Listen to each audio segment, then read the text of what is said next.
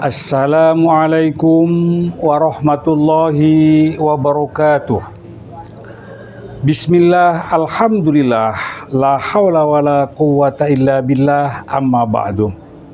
Wa qala ta'ala fi kitabihil karim, a'udzu billahi minasyaitonir rajim, bismillahirrahmanirrahim.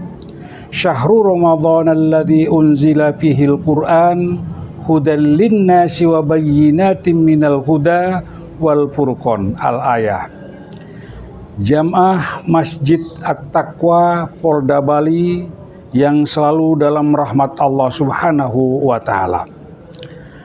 Pada malam hari ini kita masih bersama-sama melaksanakan ibadah sholat isya dan tarawih, yang alhamdulillah kita telah memasuki malam yang ke-18. Dalam bulan suci Ramadan ini ada satu cuplikan kecil dalam peristiwa yang amat luar biasa, di mana pada malam itu Rasulullah Shallallahu Alaihi Wasallam berada di Gua Hiro dalam rangka i'tikaf sekaligus tahanus dan i'tikaf dalam rangka mendekatkan diri kepada Allah. Maka atas perintah Allah datanglah malaikat Jibril dari Lauhil Mahfud membawa Al-Quranul Karim yang berbunyi Iqra, Iqra sampai 3 kali.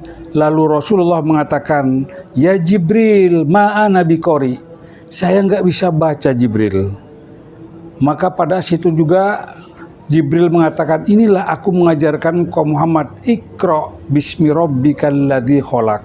Maka Rasulullah Shallallahu Alaihi Wasallam membacanya kalimat dari Al-Quran itu, Iqra bismi rabbikal ladzi khalaq, khalaqal insana min alaq. Itu surat yang pertama yang turun kitab suci Al-Quran, tepatnya pada malam 17 di bulan suci Ramadan. Jamaah Masjid At-Taqwa Polda Bali yang saya muliakan, setiap penganut agama di alam dunia ini pasti ada kitab sucinya yang disucikan atau kitabnya yang disucikan. Misalnya Hindu, agama Hindu ini yang disucikan adalah kitabnya namanya Weda. Dan kitab yang disucikan oleh agama Buddha yakni Tripitaka. Dan juga oleh orang-orang Konghucu kitab yang disucikan namanya Tao Te Ching. Dan orang Yahudi juga yang disucikan kitabnya namanya Taurat, sedangkan Majusi adalah Zen Apeksi. Sedangkan orang-orang Nasrani juga ada kitabnya yang disucikan namanya Injil. Ada yang namanya Serat Sentani, Gatolucu, juga disucikan oleh aliran-aliran kebatilan. Dan kitab yang namanya Darmo Gandul, ini kitab suci yang disucikan oleh aliran-aliran kepercayaan. Lalu kitab Al-Quran adalah kitab yang disucikan dan diyakini oleh umat Rasulullah Sallallahu Alaihi Wasallam, yakni umat Islam. Kenapa umat Islam mensucikan dan meyakini Al-Quran sebagai kitab sucinya? Karena ia bebas dari intervensi manusia atau investasi manusia.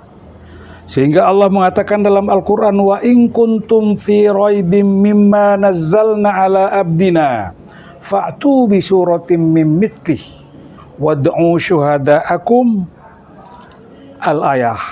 Jadi kata Allah, jika kau masih ragu terhadap kitab yang aku turunkan yang namanya Al-Quran kepada hamba saya Muhammad, fa'tu bisuratin, coba siapa yang ragu bikin kalimat-kalimat atau ayat-ayat dari Al-Quran seperti Al-Quran yang bisa menandingi Al-Quran, yang sama dengan Al-Quran.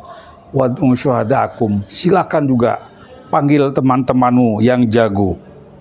Nah, salah satu pada zaman itu yang bernama Musailamatul Kadzab, lalu dia mengangkat tangan dan dia mencoba membuat bait-bait daripada syair ayat-ayat yang menandingi Al-Quran.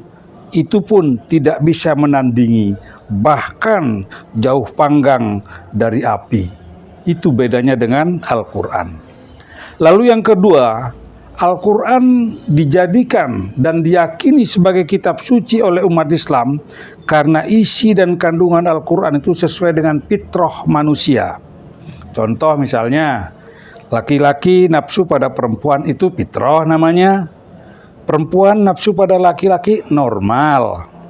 Kalau ada agama yang melarang umatnya nikah, itu menyalahi daripada fitrah manusia. Contoh misalnya puasa wisol juga haram hukumnya dalam Islam. Kenapa? Karena tidak sesuai dengan fitrah manusia. Lalu yang ketiga, isi kandungan daripada Al-Quran yang disucikan oleh umat Islam tidak kontroversial. Contoh ambil contoh, Al-Quran mengajarkan Tuhan satu, bukan dua, Tuhan dua, tiga. Nah ini sekarang tergantung dan terserah kepada sikap kita. Apakah kita akan menjadikan Al-Quran itu sebagai imam kita atau petunjuk kita, ataukah kita yang akan menunjukkan Al-Quran. Rasulullah mengatakan man ja'alal Quran amamahu qadahu ilal jannah. Orang yang menjadikan Al-Quran sebagai imam, ia akan menghantarkan, membawa dia ke dalam surganya Allah. Sebaliknya, yang membelakangi Al-Quran, maka dia akan menghantarkan ke nerakanya Allah Subhanahu wa Ta'ala. Tawaran ini terserah kita dan pilihan pun terserah kepada kita. Itu jamaah Masjid At-Taqwa sesuai dengan pesan sponsor Kultum sudah melewati batas. Insya Allah kita jumpa lagi pada waktu dan gelombang yang sama. Wallahul muwaffiq ila aqwamit thoriq. Assalamualaikum warahmatullahi wabarakatuh.